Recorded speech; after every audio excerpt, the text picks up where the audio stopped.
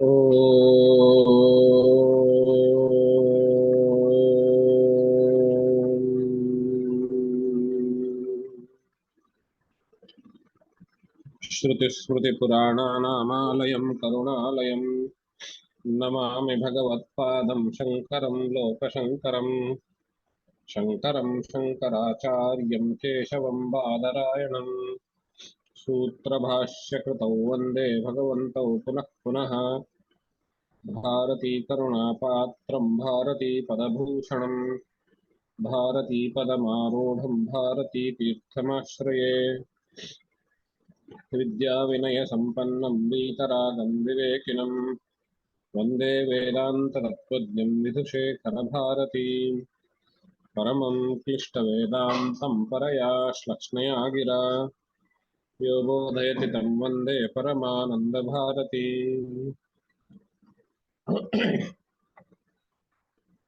ಜಿಜ್ಞಾಸುಗಳೇ, ನಾವುಗಳು ಶಂಕರ ಭಗವತ್ಪಾದರ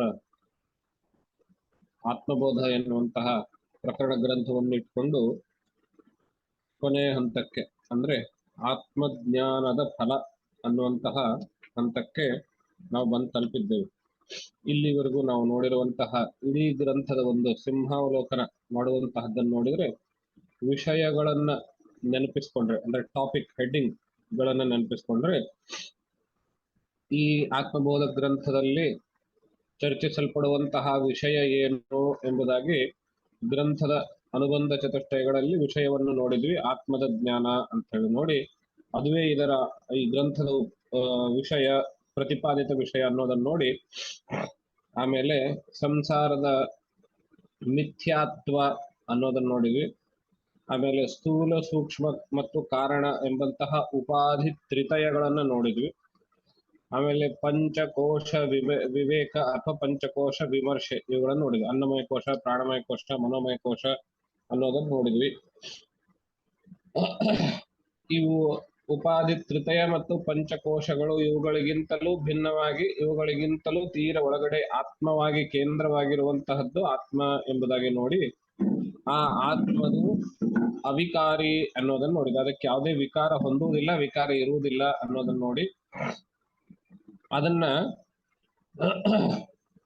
ಸ್ವಭಾವ ಅಥವಾ ಆತ್ಮದ ಸ್ವರೂಪ ಏನು ಅಂತ ನಂತರ ನೋಡಿದ್ವಿ. ಸಚ್ಚಿದಾನಂದ, ಸತ್ಯ ನಿರ್ಮಲತಾ. ಯಾವ ರೀತಿ ಬೆಳಗೋದು ಸೂರ್ಯನ ಸ್ವಭಾವವೋ, ತಂಪು ನೀರಿನ ಸ್ವಭಾವವೋ, ಸುಡೋದು ಅಗ್ನಿಯ ಸ್ವಭಾವವೋ, ಹಾಗೆ ಸಚ್ಚಿದಾನಂದ ನಿತ್ಯ ನಿರ್ಮಲತಾ ಎನ್ನುವಂಥದ್ದು ಆತ್ಮದ ಸ್ವಭಾವ ಅನ್ನೋದಾಗಿ ನೋಡಿದ್ವಿ.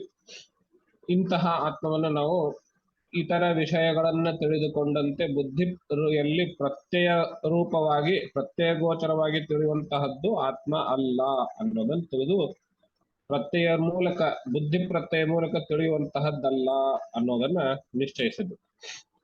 ಹಾಗಾದ್ರೆ ಇದನ್ನು ತಿಳಿದುಕೊಳ್ಬೇಕು ಹೇಗೆ ಅಂತ ಹೇಳಿದ್ರೆ, ಉಪನಿಷತ್ತುಗಳ ಮಹಾವಾಕ್ಯಗಳಾದಂತಹ ತತ್ವಮಸಿ, ಪ್ರಜ್ಞಾನಂ ಬ್ರಹ್ಮ, ಅಹಂ ಬ್ರಹ್ಮಾಸ್ಮಿ, ಅಯಮಾತ್ಮ ಬ್ರಹ್ಮ ಎನ್ನುವಂತಹ ಮಹಾವಾಕ್ಯಗಳನ್ನ ಸದ್ಗುರುಗಳಿಂದ ತಿಳಿದುಕೊಂಡು ಶ್ರವಣ ಮಾಡಿ, ಅದರ ಆ ವಾಕ್ಯಗಳ ಅರ್ಥವನ್ನ ಸರಿಯಾಗಿ ಚಾಚು ತಪ್ಪದೇನೆ ಗ್ರಹಿಸಿ ಸಮ್ಯಕ್ ಅರ್ಥವನ್ನ, ಸಮ್ಯಕ್ ಜ್ಞಾನವನ್ನ ಪಡೆದುಕೊಂಡು,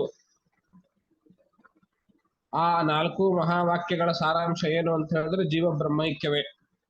ಅದನ್ನ ನಾವು ಕೇಳಿ, ಗುರುವಾಕ್ಯದಿಂದ ಕೇಳಿ, ಆಮೇಲೆ ಅದನ್ನ ಆ ಅರ್ಥವನ್ನ ಮೇಲಿನ ಮೇಲೆ ಮೆಲಕು ಹಾಕಿ ನನ್ನಷ್ಟಕ್ಕೆ ನಾನು ನನ್ನ ಮನಸ್ಸಿಗೆ ಹೇಳಿಕೊಳ್ಳುವಂತಹದ್ದು, ಮನದಟ್ಟು ಮಾಡಿಕೊಳ್ಳುವಂತಹ ಕ್ರಮ, ಅದಕ್ಕೆ ಮನನ ಪ್ರಕಾರ.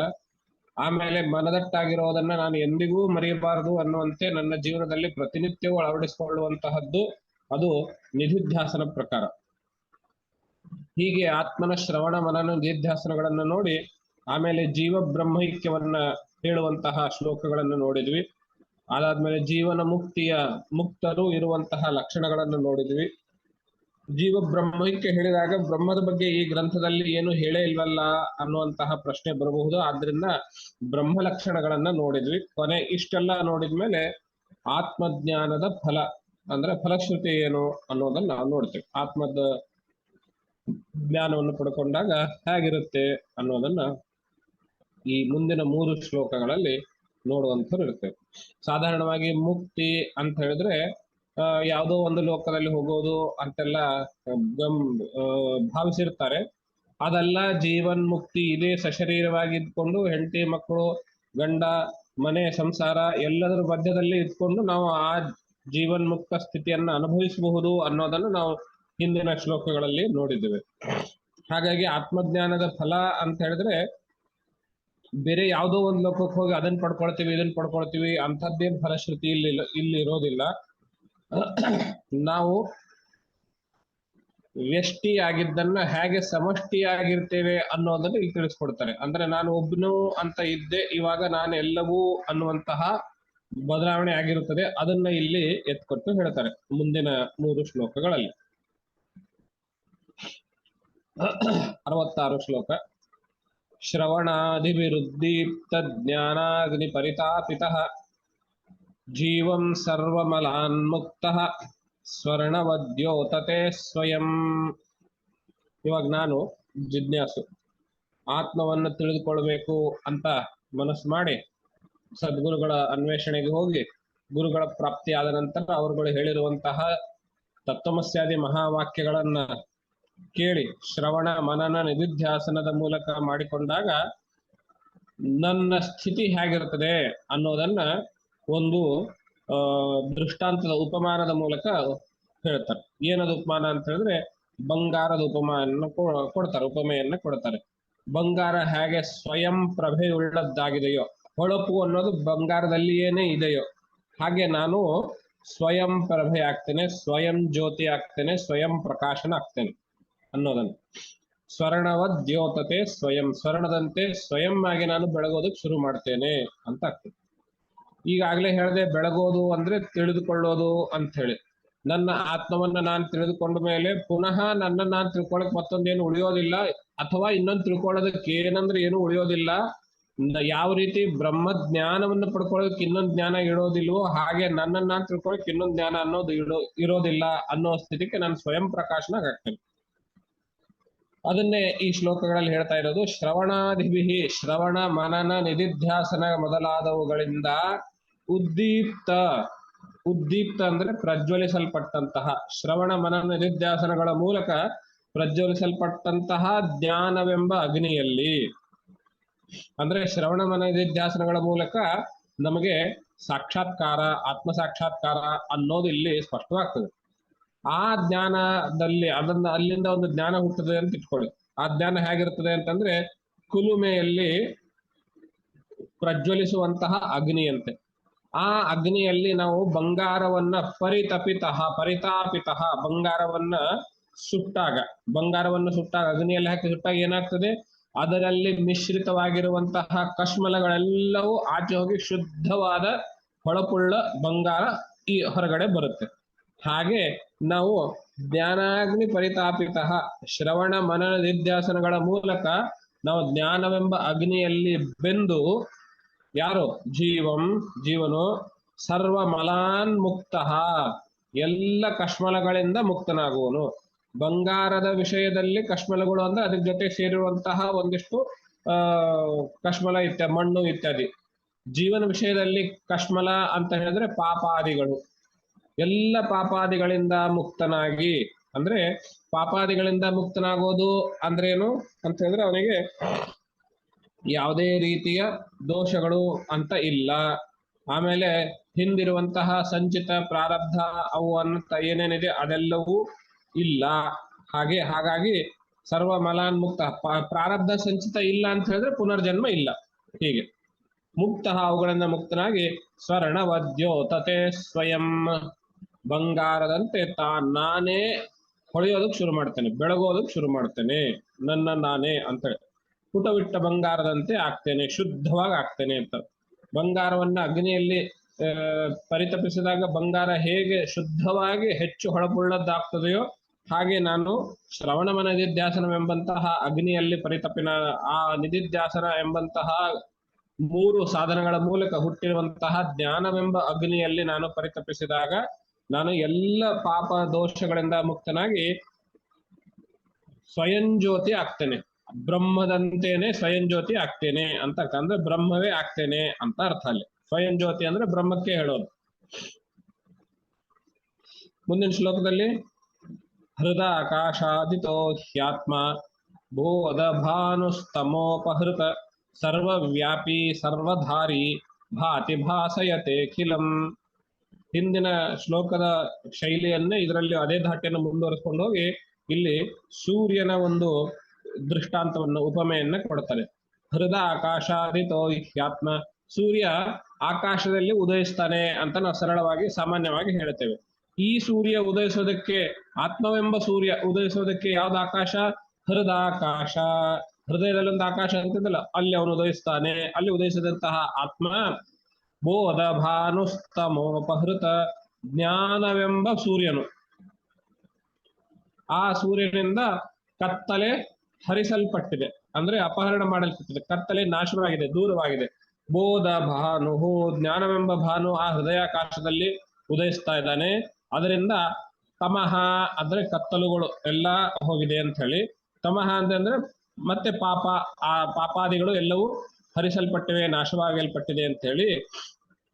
ಸರ್ವವ್ಯಾಪಿ ಸರ್ವಧಾರಿ, ಸರ್ವವ್ಯಾಪಿ ಎಲ್ಲ ಕಡೆಯಲ್ಲೂ ವ್ಯಾಪಿಸಿರುವಂತವನು, ಎಲ್ಲದರಲ್ಲಿಯೂ ಒಳಗೂ ಹೊರಗೂ ವ್ಯಾಪಿಸಿರುವಂತವನು. ಸರ್ವಧಾರಿ, ಎಲ್ಲವನ್ನೂ ಹಿಡಿದು ನಿಲ್ಲಿಸುವಂತವನು. ಸೂರ್ಯನಿಗೆ ನಾವೇನ್ ಹೇಳ್ತೇವೆ? ಸೂರ್ಯ ಆತ್ಮ ಜಗತಸ್ಥಸ್ತುಷಶ್ಚ. ಈ ಜಗತ್ತು ತನ್ನ ಕಕ್ಷೆಯಲ್ಲಿ ತನ್ನ ಸ್ಥಾನದಲ್ಲಿ ನಿಲ್ಲೋದಕ್ಕೆ ಕಾರಣ ಯಾರು ಅಂತಂದ್ರೆ ಸೂರ್ಯ ಎಂಬುದಾಗಿ ವೇದ ಮಂತ್ರ ಹೇಳ್ತದೆ. ಅದನ್ನ ಇಲ್ಲಿ ನೆನಪಿಸಿಕೊಂಡು ಸರ್ವಧಾರಿ ಅಂತ ಸೂರ್ಯನ ಉಪಮಾನ ಕೊಟ್ಟಿದ್ದಾರೆ ತಾನೆ.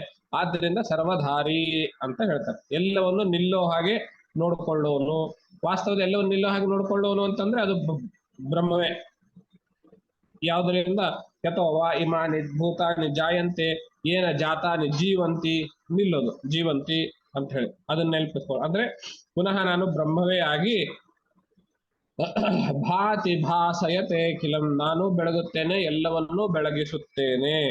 ಸೂರ್ಯನು ತಾನು ಬೆಳಗಿ ಎಲ್ಲವನ್ನೂ ಬೆಳಗಿಸುತ್ತಾನೆಯೋ ಹಾಗೆ ನಾನು ಸೂರ್ಯನಂತೆಯೇ ಜ್ಞಾನ ಸೂರ್ಯನಾಗಿ ನಾನು ಬೆಳಗುತ್ತೇನೆ, ಎಲ್ಲರನ್ನು ಬೆಳಗಿಸುತ್ತೇನೆ. ಅಖಿಲಂ ಜಗತ್, ಎಲ್ಲ ಅಖಿಲಜವಾದ ಜಗತ್ತನ್ನು ನಾನು ಬೆಳಗಿಸ್ತೇನೆ ಅಂತ. ಅಂದ್ರೆ ಎರಡೂ ವಾಕ್ಯಗಳ ಶ್ಲೋಕಗಳ ಸಾರಾಂಶ ಏನು ಅಂತ ಹೇಳಿದ್ರೆ ನಾನು ಬ್ರಹ್ಮವೇ ಆಗಿರ್ತೇನೆ ಅನ್ನೋದನ್ನ ಒತ್ತು ಕೊಟ್ಟು ಹೇಳ್ತಾ ಇದ್ದಾರೆ. ಇದು ಆತ್ಮಜ್ಞಾನದ ಫಲ ಅನ್ನೋ ಅರ್ಥದಲ್ಲಿ ಹೇಳ್ತಾ ಇದ್ದಾರೆ. ಫಲಶ್ರುತಿ ಅಂತ ಹೇಳ್ಬೇಕಲ್ಲ ಹಾಗೆ. ಮುಂದಿನ ಶ್ಲೋಕ.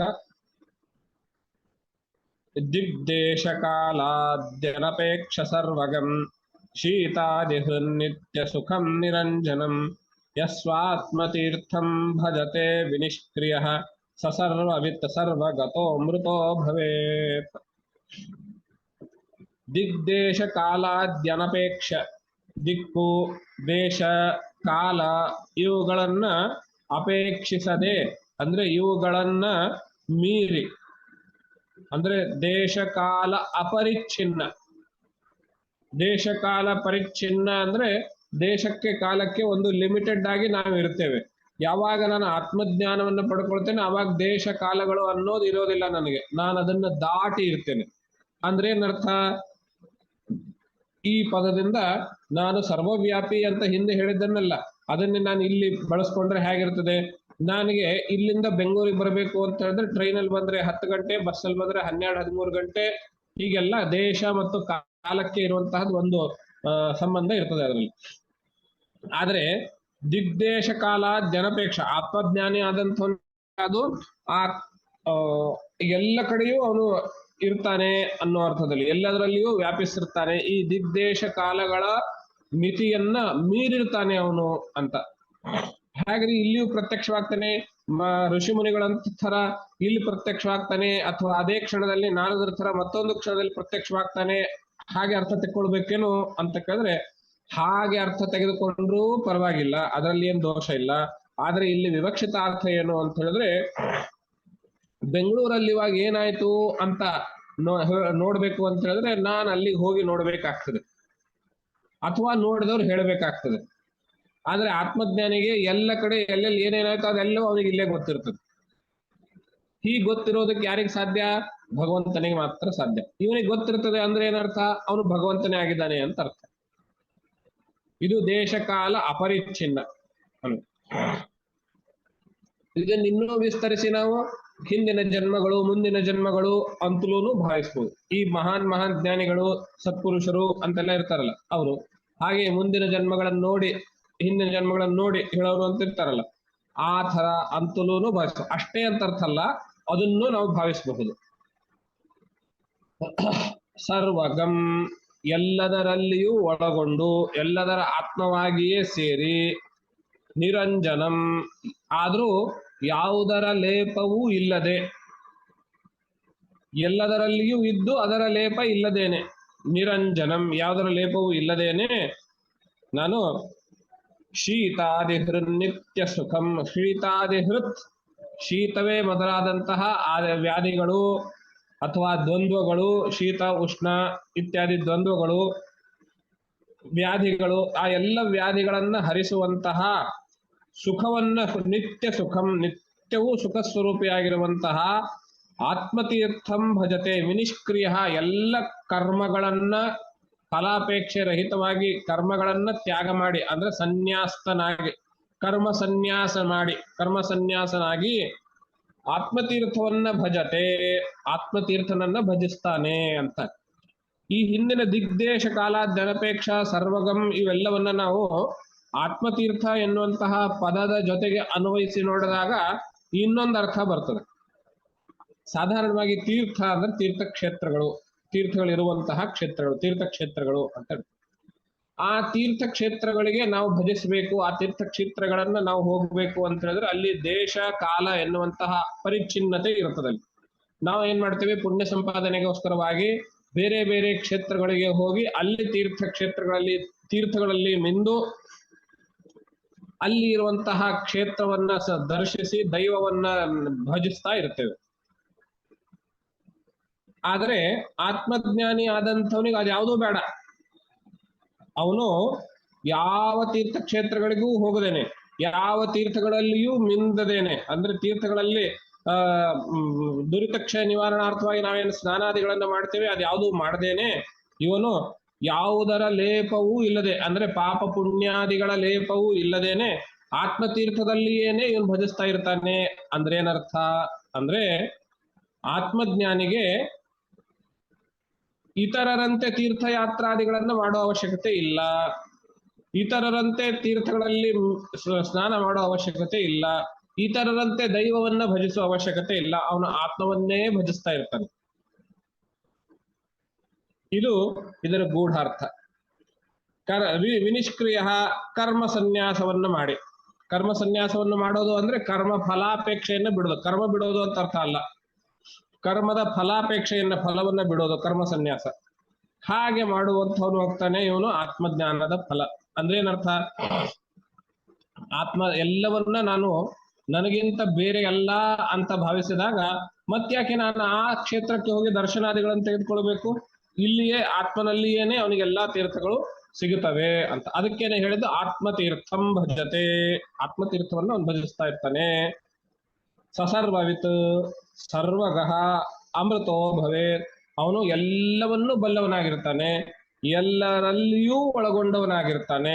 ಒಟ್ಟಾರೆ ಹೇಳ್ಬೇಕಾದ್ರೆ ಅವನು ಅಮೃತನಾಗ್ತಾನೆ, ಸಾವು ಮರಣಗಳಿಲ್ಲದವನಾಗ್ತಾನೆ. ಸಾವಿಲ್ಲ ಅಂದ್ರೆ ಹುಟ್ಟು ಇಲ್ಲ, ಹುಟ್ಟಿದವನಿಗೆ ಸಾವು, ಸತ್ತವನಿಗೆ ಮತ್ತೆ ಹುಟ್ಟು. ಅಮೃತನಾಗ್ತಾನೆ ಅಂತ ಹೇಳಿದ್ರೆ ಹುಟ್ಟು ಸಾವುಗಳು ಇಲ್ಲದವನಾಗ್ತಾನೆ ಅನ್ನೋದು ಹೇಳ್ತೀವಿ.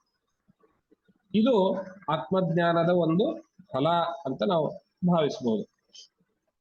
ಈ ಫಲಶ್ರುತಿ ಆಗಿರೋದ್ರಿಂದ ಇದರಲ್ಲಿ ಏನು ಹೆಚ್ಚು ತತ್ವಜ್ಞಾನ ಅಥವಾ ವಿವರಣೆ ಅನ್ನುವಂತಹದ್ದು ಏನು ಇರೋದಿಲ್ಲ.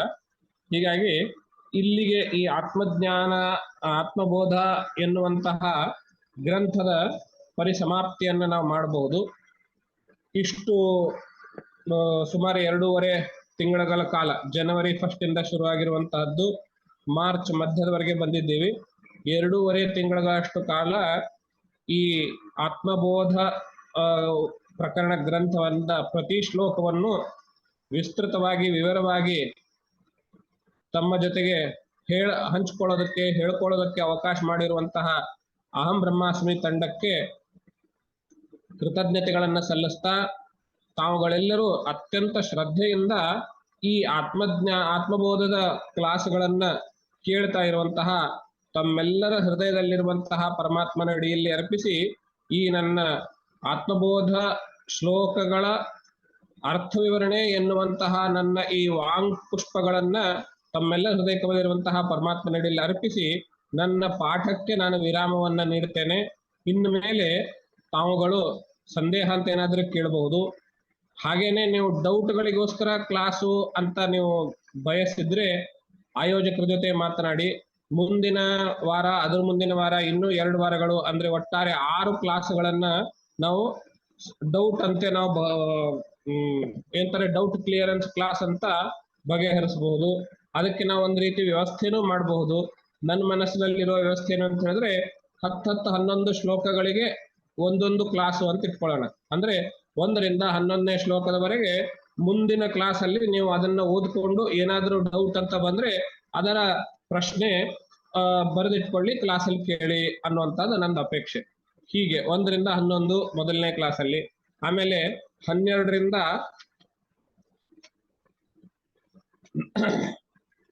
18-20 ಹೀಗೆ ನಾವು 18ರವರೆಗೆ ಅಂತ ನಾವು ಮಾಡ್ಬೋದು. ಒಂದೊಂದು ಕ್ಲಾಸ್ ಅಲ್ಲಿ ನಾವು ಒಂದೊಂದು 10, 11, 12 ಈ ರೀತಿಯ ವಿಷಯಾಧಾರಿತ ಶ್ಲೋಕ ಸಂಖ್ಯೆಗಳನ್ನ ವಿಂಗಡಣೆ ಮಾಡಿ ಚರ್ಚೆಗೆ ಅಥವಾ ಪ್ರಶ್ನೋತ್ತರಗಳಿಗೆ ನಾವು ಮೀಸಲಿಡಬಹುದು. ಈ ಎಲ್ಲವನ್ನ ನೀವು ಆಯೋಜಕರ ಜೊತೆ ಮಾತಾಡಿ, ಆಯೋಜಕರು ನಂಗೆ ಸೂಚನೆ ಕೊಡ್ತಾರೆ, ಅದರ ಪ್ರಕಾರ ನಾವು ಮುಂದೆ ಕ್ಲಾಸ್ಗಳನ್ನ ಮಾಡಬಹುದು. ನಿಮಗೆ ಡೌಟ್ ಕ್ಲಿಯರೆನ್ಸ್ ಕ್ಲಾಸ್ ಅನ್ನುವಂತಹದ್ದು ಬೇಕೇ ಬೇಕು ಅಂತ ಹೇಳಿದ್ರೆ ನಾನು ಸಿದ್ಧನಾಗಿದ್ದೇನೆ.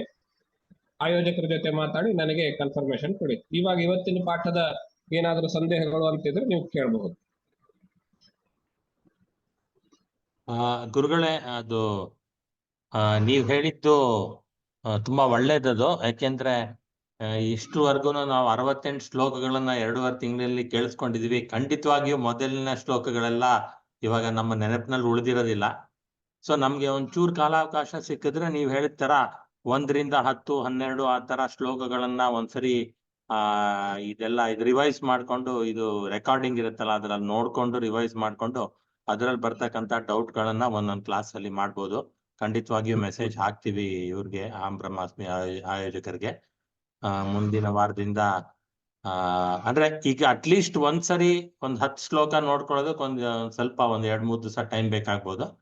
ಮುಂದಿನ ವಾರದಿಂದ ನೀವು ಹೇಗ್ ಅನುಕೂಲ ಅನ್ಸುತ್ತೆ ಹಾಗೆ ನೀವು ತಯಾರು ಮಾಡಿ. ನಾನು ಪ್ರಕಾರ ಪಾಠ ಹೇಳೋದಕ್ಕೆ ಅಥವಾ ಪ್ರಶ್ನೋತ್ತರ ಸೆಷನ್ಗೆ ನಾನು ಸಿದ್ಧನಿದ್ದೇನೆ. ಈಗ ರ್ಯಾಂಡಮ್ ಆಗಿ ಅಂದ್ರೆ ನಮ್ಗೂನು ಅದು ಸರಿ ಹೋಗೋದಿಲ್ಲ. 1ರಿಂದ 10, 12 ಆ ತರ ಮಾಡ್ಕೊಂಡ್ರೆ ವಿಶೇಷ ಪ್ರಯೋಜನ ಇರೋದಿಲ್ಲ, ಸಮಯ ವ್ಯರ್ಥ ಆಗ್ತದೆ. ಹೌದು, 10 ಹೀಗೆ ಒಂದೊಂದು ವಿಷಯವಾರು ಶ್ಲೋಕ ಸಂಖ್ಯೆಗಳನ್ನ ಸ್ವೀಕರಿಸಿ ಮಾಡ್ಬೋದು. ನಾವು ಒಂದ್ಸರಿ ರೆಕಾರ್ಡಿಂಗ್ ಅನ್ನ ರಿವೈಸ್ ಮಾಡ್ಕೊಂಡು, ಇತ್ತೀಚೆಗೆ ಆಗಿರೋ ರೆಕಾರ್ಡಿಂಗ್ ಇನ್ನೂ ಅಪ್ಡೇಟ್ ಮಾಡಕ್ ಸಮಯ ಇದೆ. ಅಟ್ಲೀಸ್ಟ್ ಮೊದಲನೇದು 10, 15, 12 ನೋಡ್ಕೊಂಡು ಆಮೇಲೆ ನಾವು ಪುಸ್ತಕನೂ PDF ಹಾಕಿದ್ದಾರೆ, ಅದನ್ನು ಓದಿ ನೀವು ಕ್ವಶನ್ ಅಂಡರ್ಲೈನ್ ಮಾಡ್ಕೊಳ್ಳಿ ಅಥವಾ ಬರೆದಿಟ್ಕೊಳ್ಳಿ, ಕ್ಲಾಸಲ್ಲಿ ಕೇಳ್ಬಹುದು. ಅದು ನನ್ನ ಅಭಿಪ್ರಾಯ ಗುರುಗಳೇ. ನಾವು ಖಂಡಿತವಾಗೂ ಮೆಸೇಜ್ ಹಾಕ್ತೀನಿ. ನಮಸ್ಕಾರ ಗುರುಗಳೇ. ನಮಸ್ಕಾರ. ನಾವು ಇಷ್ಟ ದಿವಸ ಈ ಆತ್ಮಬೋಧನ ಅಂದ್ರೆ ಸ್ವಲ್ಪ ಮಟ್ಟಿಗೆ ಕಲ್ತಿದೀವಿ. ಯಾಕೆಂದ್ರೆ ಅದಕ್ಕೆ ಅರ್ಥ ಮಾಡ್ಕೊಳಕ್ಕೆ ತುಂಬಾ ಟೈಮ್ ಬೇಕಿನ್ನ ನಮ್ಗೆ. ಇವಾಗ ನಾವು ನಿಧಿಧ್ಯಾಸನ ಮಾಡೋದು ಅಂತಂದ್ರೆ ಈ ಶ್ಲೋಕಗಳನ್ನೇನೆ ತಿರ್ಗಾ ನಾವು ಓದ್ಕೊಂಡು ಅದನ್ನ ಮೆಲ್ಕ್ ಹಾಕೊಂಡು ಅದನ್ನ ಅನುಸರಣೆ ಮಾಡೋದನ್ನೇ ನಿಧಿಧ್ಯಾಸನ. ಅಂದ್ರೆ ಇವಾಗ ನಮ್ದು ಫಸ್ಟ್ ಅನುಸರಣೆ ಮಾಡೋದು ನಿಧಿಧ್ಯಾಸನ. ಓಕೆ, ಸರಿ ಸರಿ. ಅಂದ್ರೆ ನಮ್ದಿದು ಫಸ್ಟ್ ಗ್ರಂಥ ಆಕ್ಚುಲಿ ಕಲಿತಾ ಇರೋದು ಈ ಪ್ರಕರಣ ಗ್ರಂಥದಲ್ಲಿ. ಸೊ ನಾವ್ ಇದ್ರದ್ದು ಅಭ್ಯಾಸ ಹೇಗ್ ಇಟ್ಕೋಬೇಕು, ಮುಂದಕ್ಕೆ ಹೇಗ್ ಇಟ್ಕೋಬೇಕು ಈ ಅಭ್ಯಾಸ ಅನ್ನೋದು ಒಂಚೂರು ತಿಳಿಸ್ಕೊಡಿ. ಮೊದಲನೇದಾಗಿ 68 ಶ್ಲೋಕಗಳನ್ನ ನೀವು ದಿನನಿತ್ಯವೂ ಪಾರಾಯಣದ ರೂಪದಲ್ಲಿ ಹೇಳೋದು ಅಂತ ಇಟ್ಕೊಳ್ಳಿ. ಅದರಿಂದ ಪುಣ್ಯ ಸಂಪಾದನೆ ಅದೆಲ್ಲವೂ ಒತ್ತಟ್ಟಿಗಿರ್ಲಿ. ಆ ಶಬ್ದಗಳ ಅಲ್ಲಿರುವಂತಹ ಟೆಕ್ನಿಕಲ್ ಟರ್ಮ್ಸ್ಗಳು ಮೇಲಿನ ಮೇಲೆ ನಮಗ್ ನಾವು ಹೇಳಿದಂತೆ ಆ ಶಬ್ದಾರ್ಥಗಳು ಹೆಚ್ಚು ಮನದಟ್ಟಾಗ್ತದೆ. ಈಗ ವಾಸನ ಅಂತ ಇದೆ, ಆತ್ಮ ಅಂತ ಇದೆ, ಅದನ್ನ ಈಗ ಹೇಗೂ ನೀವು ಅರ್ಥ ಕಲ್ತಿರೋದ್ರಿಂದ ಆ ಶ್ಲೋಕ ಉಚ್ಚಾರ ಮಾಡಿದ ತಕ್ಷಣ ಆ ಅರ್ಥ ನಿಮ್ ಮನಸ್ಸಿಗೆ ಬರಬೇಕು. ಹಾಗೆ ಒಂದು ರೂಢಿ ಮಾಡ್ಕೊಳ್ಳಿ. ಅದು ಒಂದ್ ದಿವ್ಸಕ್ಕೆ ಬರೋದಿಲ್ಲ, ಸ್ವಲ್ಪನೇ 5 ಶ್ಲೋಕ 10 ಶ್ಲೋಕಗಳನ್ನ ಮಾಡ್ಕೊಂಡು ಹೋಗ್ಬೋದು. ರೂಢಿ ಮಾಡ್ಕೊಳ್ಳಿ. ಇನ್ನು ನೀವು ಶ್ಲೋಕದ ಅರ್ಥವನ್ನ ನೋಡಿದಾಗ ನಿಮ್ಮದೇ ಆ ಶೈಲಿನಲ್ಲಿ ಅಥವಾ ನಿಮಗೆ ಭಾಷೆನಲ್ಲಿ ಟೇಕ್ ಅವೇ ಆಫ್ ದಿ ಶ್ಲೋಕ ಅಂತ ನೀವು ಮಾಡ್ಕೊಳ್ಳಿ. ಇದರಿಂದ ನನಗೇನ್ ಸಿಕ್ತು ಅಂತ ಪ್ರತಿಯೊಬ್ಬರಿಗೂ ಇರಬಹುದು. ಅರ್ಥ ಅಲ್ಲ ನಾನು ಹೇಳ್ತಾ ಇರೋದು, ಆ ಅರ್ಥದಿಂದ ನನಗೇನ್ ಸಿಕ್ತು. ನಿಮ್ಮ ಜೀವನ ಶೈಲಿ, ನೀವು ಬೆಳೆದು ಬಂದ ವಾತಾವರಣ, ನಿಮ್ಮ ಸಂಸ್ಕಾರಗಳ ಆಧಾರದ ಮೇಲೆ ನಿಮಗೆ ಬೇರೆ ಬೇರೆ ಟೇಕ್ ಅವೇ ಇರಬಹುದು. ಅದನ್ನ ಪಟ್ಟಿ ಮಾಡ್ಕೊಳ್ಳಿ. ಆ ಟೇಕ್ ಅವೇಗಳನ್ನ ನಿಮ್ಮಲ್ಲಿ ಅಳವಡಿಸ್ಕೊಳ್ಳೋದಕ್ಕೆ ಪ್ರಯತ್ನ ಮಾಡಿ. ಇದು ನನ್ನ ದೃಷ್ಟಿಯಿಂದ ಇವತ್ತಿನ 21ನೇ ಶತಮಾನ ಕಾಲದಲ್ಲಿ ಆಧುನಿಕದಲ್ಲಿ ಮಾಡಬೇಕಾಗಿರುವ ಶ್ರವಣ ಮನನ ನಿಧಿಧ್ಯಾಸನ. ಓಕೆ, ಧನ್ಯವಾದ ಗುರುಗಳೇ. ಸರ್ವವ್ಯಾಪಿ ಅಲ್ವೇ? ಹೃದಯವೇ ಅಂತ ಕೇಳಿದ್ರಲ್ಲ ಪ್ರಶ್ನೆ. ಆತ್ಮನ ಸ್ಥಾನ ಹೃದಯವೇ ಅಂತ ನೀವು ಈ ಪ್ರಶ್ನೆ ಕೇಳಿದಿರಿ ಅಂತಂದ್ರೆ, ಇದು ಉಪಾಸನಾ ಮಾರ್ಗದಲ್ಲಿ ಹೃದಯ ಮತ್ತು ಬುದ್ಧಿ ಅಂತ 2 ಸ್ಥಾನಗಳು ಇರ್ತವೆ. ಅದರಲ್ಲಿ ಶ್ರೇಷ್ಠವಾದ ಸ್ಥಾನ ಆತ್ಮನ ಸ್ಥಾನನೇ. ಇನ್ನು ಧ್ಯಾನ ಮಾಡೋದು ಅಂತ ಹೇಳಿದ್ರೆ, ಯಾವುದೇ ಒಂದು ಜಪಕ್ಕೆ, ಅನುಷ್ಠಾನಕ್ಕೆ ಒಂದು ವರ್ಣನೆ ರೂಪ ಅಂತ ಇರ್ತದೆ, ದೇವತಾ ರೂಪ ಅಂತ ಇರ್ತದೆ. ಆ ರೂಪವನ್ನ ನಾವು ಹೃದಯದಲ್ಲಿ ಕಾಣಬೇಕು ಅನ್ನೋದು ಉಪಾಸನಾ ಮಾರ್ಗಕ್ಕೆ ಸಂಬಂಧಪಟ್ಟಿರೋದು. ನಾವು ಅದನ್ನ ವೇದಾಂತ ದೃಷ್ಟಿಯಲ್ಲಿ ಧ್ಯಾನ ಮಾಡೋದು ಅಥವಾ ಆತ್ಮನ ಸ್ಥಾನ ಅಂತ ಹೇಳಿದ್ರೆ, ಮೊದಲನೇದಾಗಿ ಆತ್ಮನ ರೂಪ ಅಂತ ಹೇಳಿ ನಾವು ಇಲ್ಲೇನು ಕಾಣುವುದಿಲ್ಲ. ಹಾಗಾಗಿ ಇಲ್ಲಿ ಧ್ಯಾನ ಮಾಡೋದು ಅಂತ ಇರೋದಿಲ್ಲ. ಆತ್ಮನ ವಿವರಣೆ ಏನ್ ಕೊಟ್ಟಿದ್ದಾರೆ ಅದನ್ನ ನೆನಪು ಹಾಕೊಳ್ಳೋದು, ಮೇಲಿನ ಮೇಲೆ ಹೇಳ್ಕೊಳ್ಳೋದೇ ಧ್ಯಾನ. ಇಲ್ಲಿ ಆತ್ಮ ಅವಿಕಾರಿ, ಸಚ್ಚಿದಾನಂದ, ಸತ್ಯ ನಿರ್ಮಲತಾ, ಇವುಗಳ ಅರ್ಥ ನಾವು ಮೇಲಿನ ಮೇಲೆ ಹೇಳ್ಕೊಳ್ಳೋದೇ ಧ್ಯಾನ. ಇಲ್ಲಿ ಸರಿ ಆಯ್ತಾ?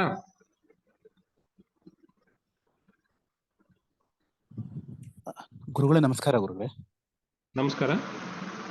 ಗುರುಗಳೇ, ಈಗ ನಾವು ಇವತ್ತಿಗೆಲ್ಲ ಕ್ಲಾಸ್ ಮುಗೀತು, ರಿವಿಷನ್ ಎಲ್ಲ ಸ್ಟಾರ್ಟ್ ಮಾಡ್ತೀವಿ ಗುರುಗಳೇ, ಒಂದೊಂದೇ ಶ್ಲೋಕದಿಂದ, ಶ್ಲೋಕ ನಂಬರ್ 1 ಇಂದ. ಅಂದ್ರೆ ನಾವು ಏನ್ ಅರ್ಥ ಮಾಡ್ಕೊಂತೀವಿ ನೀವು ಶೇರ್ ಮಾಡಿರೋ PDF ಇಂದ, ಸೊ ನಾವು ಅರ್ಥ ಮಾಡ್ಕೊಂಡಿರೋದೆಲ್ಲ ಅದು ಭಗವತ್ಪಾದರು ಏನ್ ಹೇಳಿದಾರೆ ಅದೇ ರೀತಿನೇ ಅರ್ಥ ಮಾಡ್ಕೊಂಡಿದೀವಿ ಅಂತ ಏನಾದ್ರೂ ನಮ್ಗೆ ಕ್ರಾಸ್ ಚೆಕ್ ಯಾವ ತರ ಮಾಡ್ಕೊಳ್ಳೋದು ಗುರುಗಳು? ಯಾಕಂದ್ರೆ ನಾವು ತಪ್ಪು ತಿಳ್ಕೊಳ್ಳೋ ಚಾನ್ಸಸ್ ಇರುತ್ತೆ ಓದಾಗ. ನನಗ್ ಕೇಳಿ, ಗುರುಗಳೇ ಅರ್ಥೈಸುವಿಕೆಯಲ್ಲಿ ನಿಮ್ಗೆ ಡೌಟ್ ಬಂದ್ರೆ ಗುರುಗಳಿಗೆ ಕೇಳಿ. ಸರಿ ಗುರುಗಳೇ, ಅದಕ್ಕೇನೆ ಮುಂದಿನ ಕ್ಲಾಸ್ಗಳು ಇಟ್ಟಿರೋದು. ಸರಿ ಗುರುಗಳೇ. ಗುರುಗಳೇ ಮತ್ತು ಇನ್ನೊಂದು ಗುರುಗಳೇ. ಹಲೋ, ಹೇಳಿ. ಒಳ್ಳೆ ಕ್ಲಾಸ್ ಮುಗಿಸೋ ಮೊದಲು ಇನ್ನೊಮ್ಮೆ ನೀವು ಸ್ವಲ್ಪ ನಂಗೆ ಬ್ರಹ್ಮ ಸತ್ಯ ಜಗನ್ಮಿಥ್ಯ ಅಂತ ಪೂರಾ ಸೆಂಟೆನ್ಸ್ ಇದೆಯಲ್ಲ, ಸ್ವಲ್ಪ ಇನ್ನೊಮ್ಮೆ ಬ್ರೀಫ್ ಆಗಿ ಎಕ್ಸ್ಪ್ಲೇನ್ ಮಾಡ್ತೀರಾ 2-3 ನಿಮಿಷದಲ್ಲಿ ಗುರುಗಳೇ? ಬ್ರಹ್ಮ ಸತ್ಯಂ ಜಗನ್ಮಿಥ್ಯಾ ಜೀವೋ ಬ್ರಹ್ಮೈವ ನಾಪರಃ ಅನ್ನುವಂತಹದ್ದು ಪೂರ್ತಿ ವಾಕ್ಯ ಅದು. ಗುರುಗಳೇ, ಇವಾಗ ಬ್ರಹ್ಮ ಸತ್ಯಂ ಅಂತ ಹೇಳಿದ್ರೆ, ಸತ್ಯ ಪದದ ಅರ್ಥ ಯಾವತ್ತಿಗೂ ಬದಲಾವಣೆ ಆಗದೇ ಇರೋದು.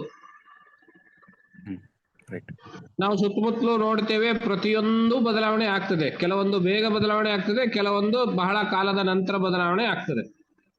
ಹೌದು ಗುರುಗಳೇ. ಆದ್ರಿಂದ ಬ್ರಹ್ಮ ಅಂದ್ರೆ ಈ ಎಲ್ಲದಕ್ಕೂ ಕಾರಣ ಯಾವುದೋ ಅದು ಬ್ರಹ್ಮ ಅನ್ನೋದು ಅರ್ಥ. ಅದರಲ್ಲಿ ಅದು ಯಾವತ್ತಿಗೂ ಬದಲಾವಣೆ ಆಗೋದಿಲ್ಲ. ಯಾಕೆಂದ್ರೆ ನಮ್ಮ ಅನುಭವ ಹೇಗಿದೆ ಅಂತ ಹೇಳಿದ್ರೆ, ಕಾರಣ ಏನೇನಿದೆಯೋ ಅದು ಯಾವುದು ಬದಲಾವಣೆ ಆಗೋದಿಲ್ಲ, ಕಾರ್ಯ ಏನಿದೆಯೋ ಅದೆಲ್ಲ ಬದಲಾವಣೆ ಆಗುತ್ತೆ. ಯಾವುದೇ ಕಾರಣ ಕಾರ್ಯ ಸಂಬಂಧ ನೋಡಿ, ನೀವು ನೀರು ಹೋಗಿ ಆವಿ ಆಗುತ್ತೆ, ಆವಿ ಹೋಗಿ ಮತ್ತೆ ನೀರಾಗುತ್ತೆ, ಅದು ಮಂಜುಗಡ್ಡೆ ಆಗುತ್ತೆ, ಇದೆಲ್ಲ ಬದಲಾವಣೆ ಆಗುತ್ತೆ. ಆದ್ರೆ ಎಲ್ಲಾ ಸ್ಥಿತಿಗಳಲ್ಲಿ H2O ಬದಲಾವಣೆ ಆಗೋದಿಲ್ಲ.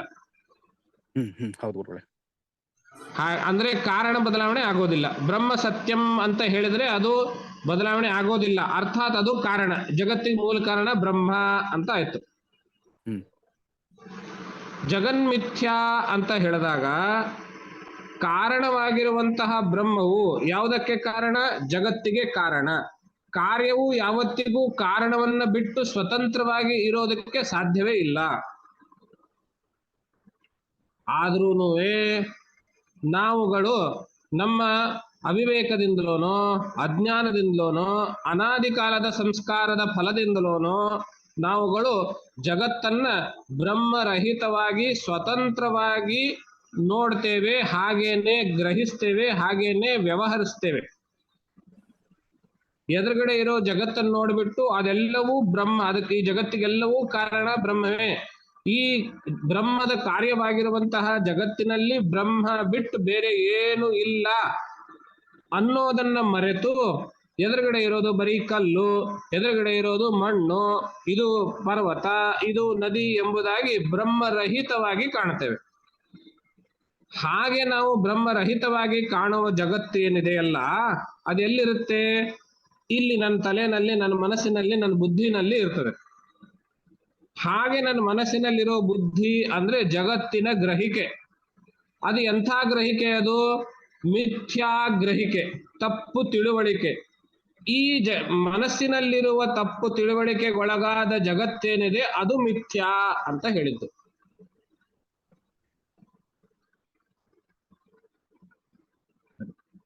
ಮತ್ತೇನಾದ್ರೂ ಸಂದೇಹಗಳಿದಾವೆ? ಗುರುಗಳೇ ಮತ್ತೆ ನೆಕ್ಸ್ಟ್ ಸೆಂಟೆನ್ಸ್ ಹೇಳಿದ್ರಲ್ಲ ಗುರುಗಳೇ, ಜೀವೋ ಬ್ರಹ್ಮ ಇವ ನಾಪರಹ. ಜೀವನು ಬ್ರಹ್ಮಕ್ಕಿಂತ ಬೇರೆ ಅಲ್ಲ ಅಂತ. ಕಾರ್ಯಕಾರಣ ಅಂತ ನಿನ್ನೆ ಹೇಳಿದ್ನಲ್ಲ, ಕಾರ್ಯವು ಕಾರಣಕ್ಕಿಂತ ಬೇರೆ ಅಲ್ಲ, ಆದರೆ ಕಾರಣವು ಕಾರ್ಯಕ್ಕಿಂತ ಬೇರೆನೆ ಅಂತ ಹೇಳಿದ್ನಲ್ಲ. ಹಾಗೇನೆ ಜೀವನು ಬ್ರಹ್ಮಕ್ಕಿಂತ ಬೇರೆ ಅಲ್ಲ, ಬ್ರಹ್ಮವು ಜೀವಕ್ಕಿಂತ ಬೇರೆನೆ. ಯಾವಾಗ? ಲಯ ಕಾಲದಲ್ಲಿ, ಸೃಷ್ಟಿ ಇಲ್ಲದೆ ಇರುವಾಗ ಬ್ರಹ್ಮ ಒಂದೇ ಇರುತ್ತೆ. ಆವಾಗ ಜೀವ ಅಂತೇಳಿ ಪ್ರತ್ಯೇಕವಾಗಿ ಇರೋದಿಲ್ಲ. ಜೀವ ಇಲ್ಲದೆ ಇರೋ ಕಾಲದಲ್ಲಿಯೂ ಬ್ರಹ್ಮ ಇದ್ದೇ ಇರ್ತದೆ. ಆದ್ರಿಂದ ಆ ಬ್ರಹ್ಮವು, ಲಯ ಕಾಲದಲ್ಲಿರುವಂತಹ ಬ್ರಹ್ಮವು ಜೀವಕ್ಕಿಂತ ಬೇರೆ. ಜೀವನು ಬ್ರಹ್ಮಕ್ಕಿಂತ ಬೇರೆ ಅಲ್ಲ, ಜೀವನು ಬ್ರಹ್ಮವೇ. ಇದು ಕೂಡ ಕಾರ್ಯಕಾರಣವೇ. ಬ್ರಹ್ಮ ಕಾರಣ, ಜೀವವು ಕಾರ್ಯ. ಏನ್ ವ್ಯತ್ಯಾಸ ಜಗತ್ತಿಗೂ ಜೀವಕ್ಕೂ ಅಂತ ಹೇಳಿದ್ರೆ, ಬ್ರಹ್ಮ ಶಕ್ತಿಯಾಗಿರುವ ಮಾಯಾ ಎನ್ನುವಂತಹದ್ದು ಎರಡು ವಿಭಾಗ. ಒಂದು ಪರ ಮತ್ತು ಅಪರ ಅಂತ ಹೇಳಿ. ಅಪರಾದಲ್ಲಿ ಪಂಚತನ್ಮಾತ್ರೆಗಳು, ಸಮಷ್ಟಿ ಮನಸ್ಸು, ಸಮಷ್ಟಿ ಬುದ್ಧಿ, ಸಮಷ್ಟಿ ಅಹಂಕಾರ ಇದೆಲ್ಲವೂ ಸೇರಿಸಿ ಜಡ ಪ್ರಪಂಚ ಸೃಷ್ಟಿ ಆಯ್ತು.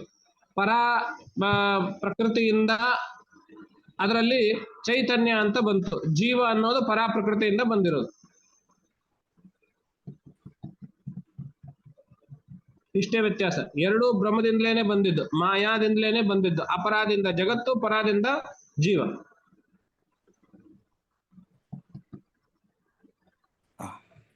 ತುಂಬಾ ಧನ್ಯವಾದಗಳು. ಅಜ್ಞಾನ ನಿವಾರಣೆ ಆಗಲು ಇರುವ ಅಡಚಣೆಗಳು ಏನು? ನಾವು ಯಾವ ಹಂತದಲ್ಲಿ ಇದ್ದೇವೆ ಅನ್ನೋದು ಪ್ರಶ್ನೆ.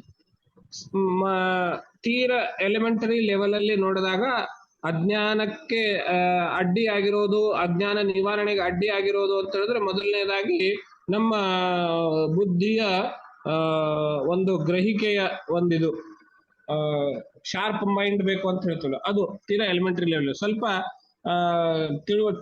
ತಿಳಿದುಕೊಳ್ಳಬೇಕು ಅನ್ನುವಂತಹ ಜಿಜ್ಞಾಸೆನೂ ಇರಬೇಕು, ತಿಳ್ಕೊಳ್ಳುವ ಸಾಮರ್ಥ್ಯನೂ ಇರಬೇಕು. ಆಮೇಲೆ ಅನಾದಿ ಕಾಲದ ಸಂಸ್ಕಾರವೇನೆ ಅಡ್ಡಿ. ಸಂಸ್ಕಾರ ಅಂದ್ರೆ ಏನು ಅಂದ್ರೆ, ಹಿಂದಿನ ಜನ್ಮಗಳಲ್ಲಿ ಮಾಡಿರುವಂತಹ ಶುಭಾಶುಭ ಕರ್ಮಗಳ ಫಲ. ಅದು ಕೆಟ್ಟದಾಗಿದ್ರೆ ಅಡ್ಡಿ, ಜ್ಞಾನಕ್ಕೆ ಅಡ್ಡಿ. ಅದನ್ನೇ ಹೇಗೆ ನಿವಾರಣೆ ಮಾಡ್ಕೊಳ್ಬೇಕು? ಕರ್ಮದಿಂದ, ತ್ಯಾಗದಿಂದ, ಉಪಾಸನದಿಂದ ಅವುಗಳನ್ನ ನಿವಾರಣೆ ಮಾಡ್ಕೊಳ್ಬೇಕು. ಅದು ಅಡ್ಡಿ ಅಂದ್ರೆ ಪಾಪವೇನೆ. ಚಿತ್ತ ಶುದ್ಧಿಗೋಸ್ಕರವೇ ಕರ್ಮ. ಅಂದ್ರೆ ಕರ್ಮಾದಿಗಳನ್ನ, ಈ ಕರ್ಮ ಅಂತ ಹೇಳಿದ್ರೆ ನಾವು ತುಂಬಾ ದೊಡ್ಡ ಯಜ್ಞಗಳು ಅಂತಲೇ ತಿಳ್ಕೊಳ್ಬೇಕೇನಿಲ್ಲ. ಅದು ಹೌದು, ನಿತ್ಯವಾಗಿರುವಂತಹ ಸಂಧ್ಯಾ ವಂದನೆ, ದೇವತಾ ಪೂಜಾ, ಅದೂ ಆಗದೆ ಇದ್ರೆ ದೇವಸ್ಥಾನಕ್ಕೆ ಹೋಗಿ ಪ್ರದಕ್ಷಿಣೆ ಹಾಕೋದು, ದೇವಸ್ಥಾನದಲ್ಲಿ ಕಸ ಗುಡಿಸೋದು ಇತ್ಯಾದಿ ಸೇವೆ ಮಾಡೋದು, ಇದೆಲ್ಲವೂ ಕೂಡ ಕರ್ಮ ಮತ್ತು ಭಕ್ತಿಗಳಲ್ಲಿ ಏನೇ ಬರ್ತದೆ. ಇವೆಲ್ಲದರಿಂದ ಪಾಪ ಇತ್ಯಾದಿಗಳು ಏನು ಅಡ್ಡಿ ಆಗಿದೆಯೋ ಜ್ಞಾನಕ್ಕೆ, ಅದು ನಿವಾರಣೆ ಆಗ್ತದೆ. ನಾವು ಯಾವ ಹಂತದಲ್ಲಿ ಇದ್ದೇವೆ ಅಂತ ಹ್ಯಾಕ್ ತಿಳ್ಕೊಳ್ಬೇಕು? ಸೆಲ್ಫ್ ಚೆಕ್ ನೀವು ಮಾಡ್ಕೊಳ್ಬಹುದು. ಯಾವಾಗ ನನಗೆ ಗೊತ್ತಿಲ್ಲದೆ ಇರುವಂತಹ ಒಬ್ಬ ವ್ಯಕ್ತಿಗೆ ನೋವಾದಾಗ ನನಗೂ ಮನಸ್ಸು ಕರಗಿತು ಅಂತ ಹೇಳಿದ್ರೆ ನಾವು ಸಾಧನೆ ಹೆಜ್ಜೆನಲ್ಲಿ ಮುಂದಿದ್ದೇವೆ ಅಂತ. ಈ ರೀತಿ ನೀವು ಕ್ರಾಸ್ ವೆರಿಫೈ ಮಾಡ್ಕೊಳ್ಬಹುದು.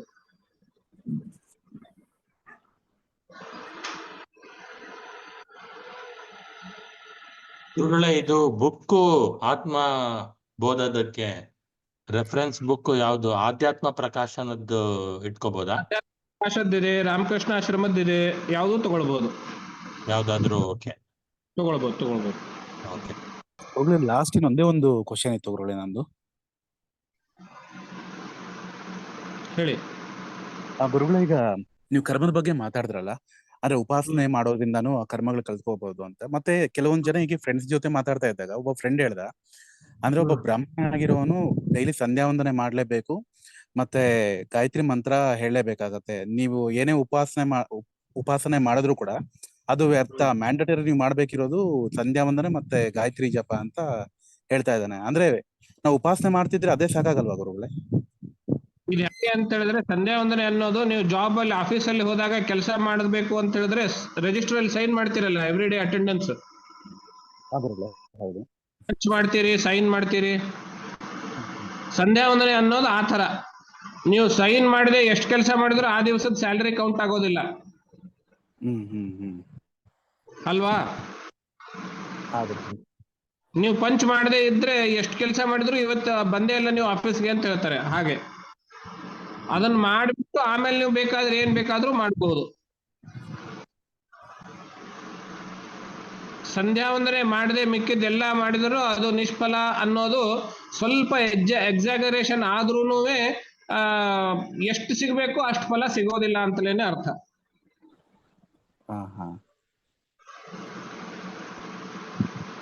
ಗುರುಗಳೇ, ಅಂದ್ರೆ ನಾವು ಉಪಾಸನೆ ಜೊತೆಗೆ ಗಾಯತ್ರಿ ಮಂತ್ರ ಹೇಳ್ಕೊಂಡ್ರು ಅಷ್ಟೇ ಸಾಕಾಗಲ್ವಾ, ಅಥವಾ ಸಂಧ್ಯಾ ವಂದನೆ ಮ್ಯಾಂಡೇಟರಿ ಬೇಕೇ ಬೇಕಂತೀರಾ ಗುರುಗಳೇ? ಗಾಯತ್ರಿ ಮಂತ್ರ ಸಂಧ್ಯಾ ವಂದನೆ ಅದರಲ್ಲಿ 3-4 ಕ್ರಮಗಳಿದಾವೆ. ಆ ಕ್ರಮಗಳಲ್ಲಿ ನಿಮ್ಗೆ ಯಾವ್ದು ಒಪ್ಪುತ್ತೋ ಆ ಕ್ರಮವನ್ನು ನೀವು ಅನುಸರಿಸಬಹುದು. ನಾವು ಎಲ್ಲಿ ಕಲಿಬಹುದು ಗುರುಗಳೇ? ಅಂದ್ರೆ ಸಂಧ್ಯಾ ವಂದನೆ ಎಲ್ಲ ನೀಟಾಗಿ ಶಾಸ್ತ್ರ ಪ್ರಕಾರ ಮಾಡೋ ತರ ನೀವು ನಿಮ್ಮ ಪುರೋಹಿತರಲ್ಲಿ ಕೇಳಬಹುದು, ಗುರುಗಳಲ್ಲಿ ಕೇಳಬಹುದು. ಯಾವುದೂ ಬೇಡ ಅಂತ ಹೇಳಿದ್ರೆ ಶತಾವಧಾನಿ ಆರ್ ಗಣೇಶ್ ಅವರು ಬರೆದಿರುವಂತಹ ಸಂಧ್ಯಾ ದರ್ಶನ ಅಂತ ಒಂದು ಪುಸ್ತಕ ಇದೆ, ಆ ಪುಸ್ತಕ ತಗೊಳ್ಳಿ. ಸರಿ ಗುರುಗಳೇ. ಶತಾವಧಾನಿ ಆರ್ ಗಣೇಶ್ ಅವ್ರದ್ದು. ಖಂಡಿತ ಗುರುಗಳೇ, ಥ್ಯಾಂಕ್ ಯು. ಅದ್ರ ಪ್ರಕಾರ ಸಂಧ್ಯಾ ವಂದನೆ ನೀವು 3 ನಿಮಿಷದಲ್ಲಿ ಮುಗಿಸ್ಬೋದು, ಗಾಯತ್ರಿ ಜಪದ ಸಮಯ ಬಿಟ್ಟು. ಬರೀ 3 ನಿಮಿಷದಲ್ಲೂ ಆಗುತ್ತೆ ಗುರುಗಳೇ ಸಂಧ್ಯಾ ವಂದನೆ? ಯಾಕಂದ್ರೆ ನಾನು ನೋಡಿದೀನಿ ಕೆಲವೊಂದ್ ಜನ ಎಲ್ಲ 20 ನಿಮಿಷ ಆ ತರ ಎಲ್ಲ ಮಾಡ್ತಾ ಇರ್ತಾರಲ್ಲ ಗುರುಗಳೇ. ಅವರವರ ಗುರುಗಳು ಅವ್ರಿಗೆ ಕಲ್ಪಿಕೊಟ್ಟಿರೋ ಪದ್ಧತಿಯಲ್ಲಿ ಮಾಡ್ತಾರೆ. ಅದನ್ನ ಉಪಾಸನಾ ಕ್ರಮಗಳು ಇರ್ತವೆ ಅದರಲ್ಲ. ನೀವು ಸಂಧ್ಯಾ ದರ್ಶನ ಓದಿ, ನಿಮಗೆ ಎಲ್ಲಾ ಡೌಟ್ಗಳು ಮುಗಿತದೆ, ಹೋಗ್ತದೆ ಅದರಲ್ಲಿ. ತುಂಬಾ ಉಪಯೋಗ ಆಯ್ತು ನಿಮ್ಮ ಇನ್ಪುಟ್ ಇಂದ. ಪ್ರತಿಯೊಬ್ಬರಿಗೂ ಅವರವರಿಗೆ ವೈಯಕ್ತಿಕ ಸಂಧ್ಯಾ ವಂದನೆ ಬೇರೆನೂ ಇರಬಹುದು, ಇದು ಹೆಚ್ಚು ವೈಯಕ್ತಿಕ.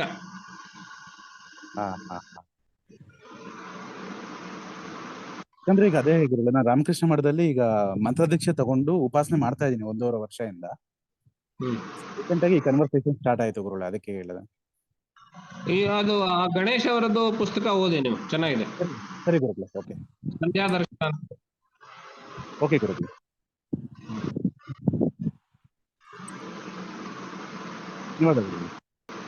ಮತ್ತೆ ಯಾರು ಪ್ರಶ್ನೆಗಳು ಅಂತಿದ್ಯಾ? ಸರಿ, ಇಲ್ಲ ಅಂದ್ರೆ ಕ್ಲಾಸ್ ಮುಗಿಸೋಣ. ನೀವು ಆಯೋಜಕರ ಜೊತೆಗೆ ಚರ್ಚೆ ಮಾಡಿ ಅವರಿಂದ ನನಗೆ ಸಂದೇಶ ಕಳಿಸಿ, ಮುಂದೆ ಏನು ಹೇಗೆ ಅಂತ ಟೈಮ್ ಟೇಬಲ್ ಇತ್ಯಾದಿಗಳ ಬಗ್ಗೆ. ಸರಿನಾ? ಎಲ್ರಿಗೂ ಶುಭವಾಗಲಿ.